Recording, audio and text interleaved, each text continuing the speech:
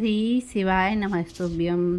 तो आज आप जो देखेंगे वो वीडियो है कि मनुष्य अपने कर्मों के फल कैसे भोगता है। देखिए आप अब आगे जाके प्रतीक मिश्रा जी की वीडियो शुरू होने वाली। तकलीफ आई तो प्रारंभ हुआ, कष्ट आना प्रारंभ हुआ। शनि जब अपनी दृष्टि देता है कष्ट आता है, और ऐसा कोई व्यक्ति नहीं जिस पे शनि की दृष्टि नहीं पड़ेगी।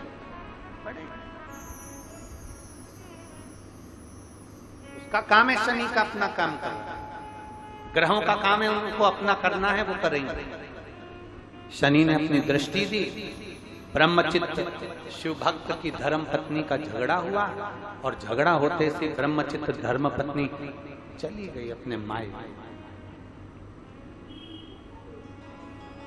घर में 3 बेटे 2 बेटियां थी, वो भी अपने पिता से झगड़ा कर नाना के घर चला। अकेला ब्रह्मचित्त।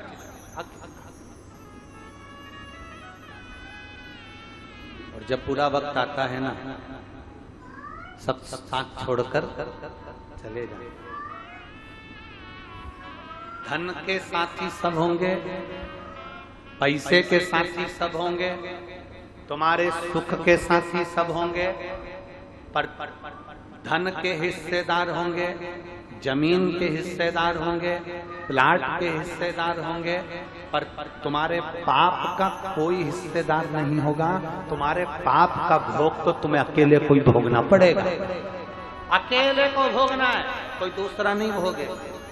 इसलिए फिर कहेंगे मत बुरे कर्म कर वरना पछताएगा, भगवान की आंखों से तो बच नहीं पाएगा, तो बच नहीं पाएगा।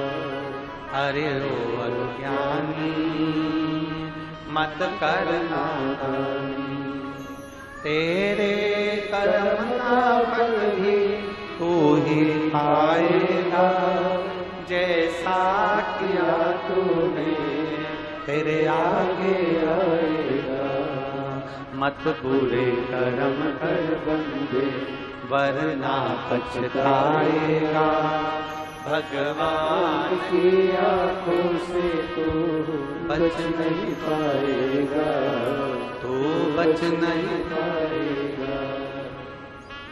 धन के हिस्सेदार होंगे, प्रॉपर्टी के हिस्सेदार होंगे, प्लाट के हिस्सेदार होंगे, तुम्हारी सत्ता के हिस्सेदार होंगे, पर तुम्हारे पाप का कोई हिस्सा में अपने पाप कर्म का स्वयं भोगना पड़ेगा, कोई दूसरा नहीं भोगेगा। कई लोग कहते हैं ये हमारी अर्धांगिनी है, हमारे पाप का आधा हिस्सा तो हमारी पत्नी भी भोगेगी।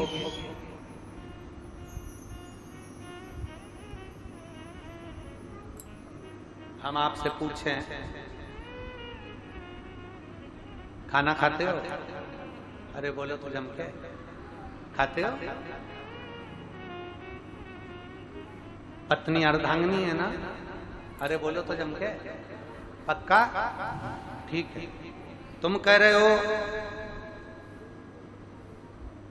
पत्नी हमारी अर्धांगिनी है, आधा हिस्सा इसका है, तो फिर एक काम करो, पति खाना खाए, पत्नी उसको टच करके बैठ जाए, पेट भराएगा। जम के बोलो जरा। पति समोसा खाए, पत्नी टच कर ले, पेट भराएगा। बोलो बोलो जम के जरा। नहीं, पति के कर्म का भोग पति को भोगना है, और पत्नी के कर्म का भोग पत्नी को भोगना है। बच्चों के कर्म का भोग बच्चों को भोगना है, कोई दूसरा नहीं भोगता। पति के कर्म का भोग पति को भोगना है, और पत्नी के कर्म का भोग पत्नी को भोगना है। बच्चों के कर्म का भोग बच्चों को भोगना है, कोई दूसरा नहीं भोगता। अपन खाना खाते हैं, अपना पेट भराता है, अपना सिर दुखता है, अपने को टेबलेट खाना पड़ती है, अपने को खांसी आती है तो अपन को खांसना पड़ता है, अपने को छींक आती है तो अपन को छींकना पड़ता है, अपने को प्यास लगी अपने को पानी पीना पड़ता है।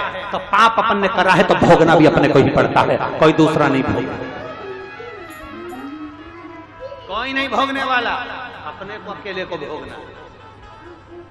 जब हॉस्पिटल में पड़े रहते हो ना तब मालूम पड़ता है कि क्या स्थिति।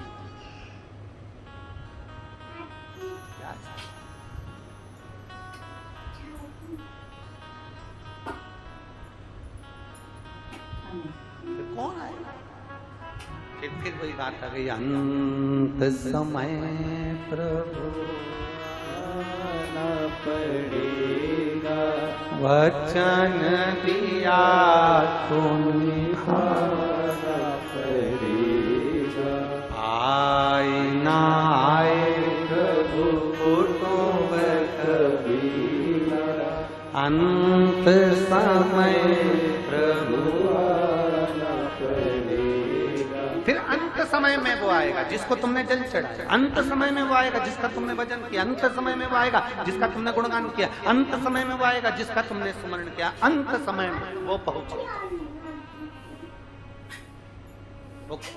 एक भजन की लाइन हमारे बच्चे लोग गुनगुनाते हैं, जब कोई नहीं आता मेरा बाबा आता है, जब कोई नहीं आता मेरा बाबा आता है, मेरे दुख के दिनों में वो बड़ा काम आता है, मेरे दुख के दिनों में वो बड़ा काम आता है। जब कोई नहीं आए तब वो अंत समय में मेरा भगवान देवाधिदेव महादेव मेरा शंभु